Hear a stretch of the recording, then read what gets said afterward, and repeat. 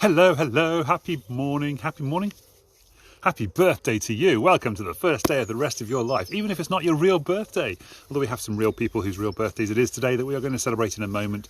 But welcome to the first day of the rest of life, because every day is your birthday if you want to celebrate it as such. And why not? Why wouldn't you want to celebrate every single day as if it is the first day of the rest of your life and it is your birthday? So why not? Yeah, cool. Happy birthday to everybody. How are you doing? Right, so we're going to start off by blowing out the candles on our cake, and the candles, oh, great. Somebody's decided to cut the lawn just around the corner, so I'm going to have to move. Blow out the candles on your cake, absolutely. You know how this works. Clear out your lungs, breathe in through your nose for 5, hold it for 5, and then blow out for 5, and blowing out the candles, thinking positive thoughts. I described this really cool yesterday to somebody. It's like a ninja breathing technique, a ninja, it's LKM, which is loving kindness meditation, when you say happy birthday to the people, you give wishes and kindness to other people and yourself, of course. That's the other thing. So we're now next to a road, so that's going to be slightly annoying as well. Never mind, it is what it is, right? Anyway, happy International Women's Day as well today. That's another thing that we should be celebrating today, and we're going to be talking about in a minute. Anyway, so clear your lungs and breathe in 5 through the nose. Hold for 5, 4, 3, and then blow out the candles on your cake. Here's your cake. Make a wish for the future, make a positive thought, and wish happy birthday to all the people on the list. Liz, for today. Actually, there's only one person today, Lis McDermott. Happy birthday to you, the only person whose actual birthday is today on my friends list in Facebook. And by the way, if it is your birthday and you're watching this on YouTube or on Instagram, let me know, and I'll add you to the list for next year. If I'm still doing these next year, who knows?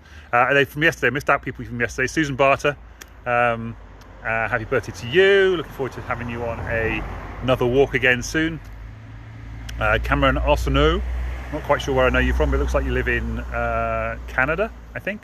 So I'm not sure where I know you from. Priya, Baharadwaj. There you go, Waj. Hope you're well. Yes, I think we met, and did we have coffee? Was that you, Priya? I'm not sure if that was the same Priya. Coffee in Cheltenham, I think we had once. It's cool, good memory. And Lucy Stewart, Lucy Wood Freeman, as I knew you, of course, from school. Yes, yes, well known as being one of the best looking girls in school, I think, as I seem to recall. But anyway, there you go. Hope you're well, hope your life was fantastic and you had a lovely birthday yesterday. Okay, happy Women's Day to everybody. How are you doing? Good. Okay, so a couple of things I want to talk about today. One of the reasons I'm a little bit late today, by the way, is I had a conference call with a company called the Pangea Movement this morning. Did I say conference call or Zoom call? Whatever. They're based in Bali, so hence why I was up at 6 o'clock this morning on a Zoom call. Actually, it was a Google Hangout, but it doesn't really matter. Getting to know each other a bit better. Lots and lots of connections and coincidences and so on. It's really cool. They do sustainable bamboo towels, so I'll be definitely promoting those very much so. They've got version 2 coming out soon, and I'll be getting some discounts and stuff for people who buy through me, so that's all cool. I've helped them. They're going to do a little clip thing. They're going to be on there. There's going to be little buttonholes in the thing, so you can put the towel around your shoulders and then clip it with a little carabiner thing, so that you get it like as a shawl to keep you warm. And apparently that's worked really well. So that was my idea. Sent them a little video, and now they've implemented it. It's very cool. Yes, and I'm going over to Bali hopefully in September to meet up with them, do some surfing with them apparently,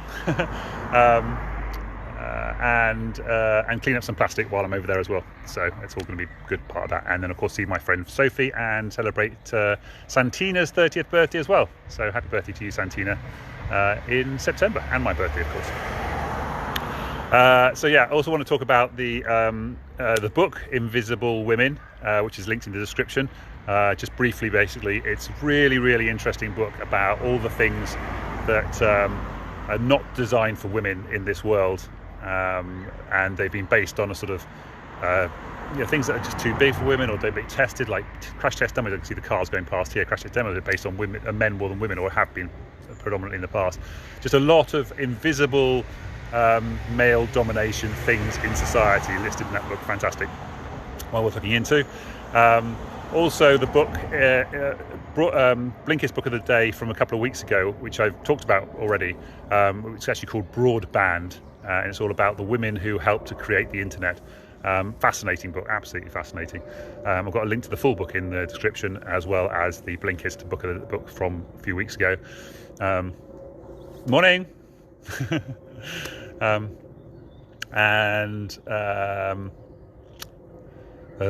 Yes, so in particular there's the 6 ENIAC women who were the first computer programmers ever in early 1940s during the World War II, and they're all women. So because women typically were the early computers. They did all the hard work, all the mathematical stuff, because of course back then, the patriarchal world, all that menial task of adding up numbers and pages and pages of numbers and doing all the calculations was a menial task, and so therefore it was up to women, in particular black women. That's why the film Hidden Figures comes from, which is about black women mathematicians, or computers, black computers, which we talked about I think yesterday briefly. So it's amazing how many of these women were involved in these things, but never got any recognition, because of course it was a patriarchal world, and that's just not what happened, was it, back in those days. Hello viewer, by the way. I can't see who you are, but say hello if you want to say hello, and let me know who you are. That'd be great. And if you're watching the replay, just give me a hashtag replay. Let me know you were watching, and make some comments. Tell me about some influential women in your life, or that you can remember, or particularly ones that have not been heard of, that are not mainstream, like the ENIAC women, like the Hidden Figures in the movie. It'd be fantastic to hear about them. So yeah, comment below. Who's your favourite unsung female hero? That'd be cool. And actually, the book that is the Blinkist book of the day, which is obviously in recognition of Women's Day, is by Abby Wambach, who is one of the US soccer star. I'm not sure, I don't really know her that well, but it's really cool. It's called Wolfpack. It's kind of predominantly, Wolfpack is like her teammates, but it's also a rallying cry for women to pull together and work together rather than against each other. And all that kind of stuff. It's got some really, really cool tips in there about how that can work, and some fairly shocking statistics as well, about inequality. So she's saying that the men's US soccer team made $38 million or something from the 2018 World Cup, whereas the female women in 2015 only made $2 million, so like 19 times difference between the two of them, whereas the women's soccer team actually made $6 million in revenue from their World Cup appearances, whereas the men's team only made $2 million of revenue. But of course the men's team are all probably fairly well paid in their regular jobs, so as well as getting the 38 million from the World Cup. So it's just crazy that can happen, really. Obviously the viewing figures are slightly different, so there is that element to it, but still it's a wildly massive difference, even if you take into account the fact that there's less viewing figures and all that kind of stuff. So amazing.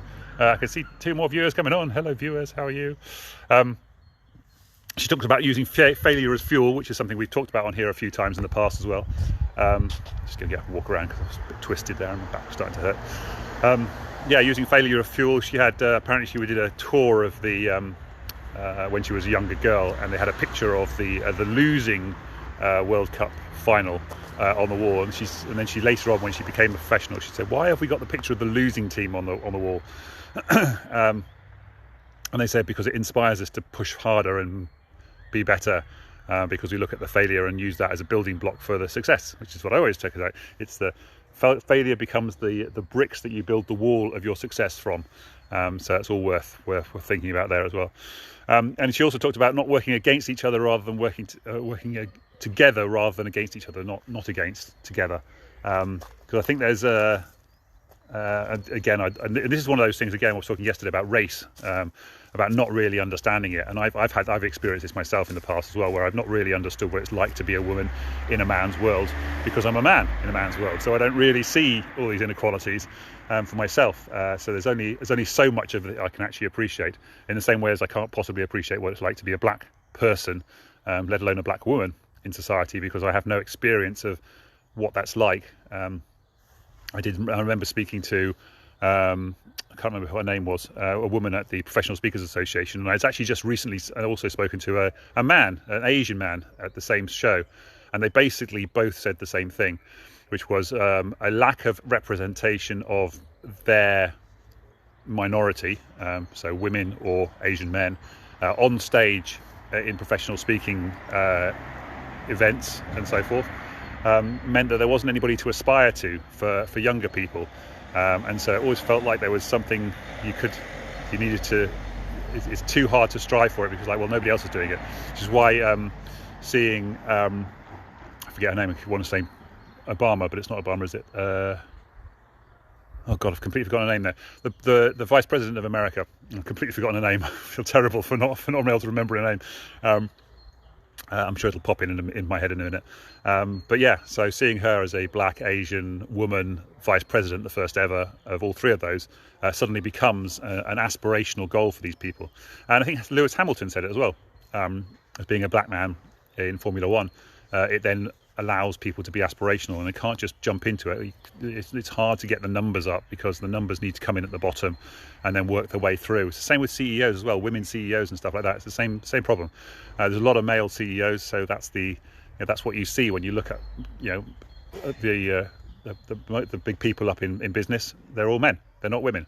But that doesn't mean women can't do it. It's just that there's not that many up there, and you can't just necessarily leap into that position, because you have to have the experience and the knowledge and all that kind of stuff. And that comes from having that inspiration when you are younger, and then building up to it, because you have to have that desire and will. I had it at school, so here's something I can actually relate to. I had no idea how to become the chief executive of a company at school. I had no idea, no experience of business. My dad was in the army, my mum was a model.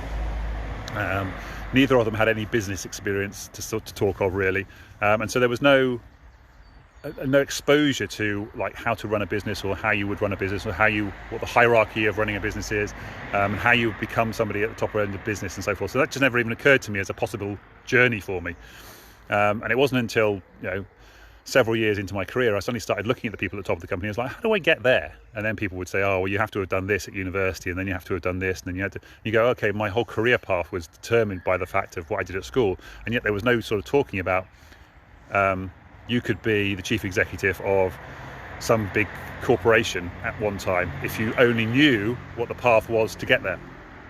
It's the same for everything, and it's the same for women. So you need to know that there. So you need to see somebody in that power, that position of power, to be able to aspire towards that position of power, and then it starts to build up the numbers over time. So it's quite a fascinating concept. But anyway, that's all from me for now. Happy International Women's Day and Equality Day to a certain extent, because it kind of covers both of those, really. Love to see more equality in the world, and part of what we do at Pangea as well, or what Pangea are doing, which I'm helping with a little bit, is creating a better world in general, because it's all about removing plastics from the oceans and all that kind of stuff. So it's all good stuff. World is a better place, and I want to say happy Women's Day to Danka as well. I've been talking to Danka this morning, and wish her well, and thanks for the support, and vice versa, support straight back to you again. So yeah, anyway, hope you're well, take care everybody, love you all. Can't really give you the love thing I love to do. Let's finish this, there we go. Mwah. Send love out into the world. Tell a woman in your life that you love them, and encourage them to be stronger, better, faster, all that kind of stuff. That would be great. And remember to comment below an inspirational unheralded woman in history, I guess. Okay, bye guys, take care.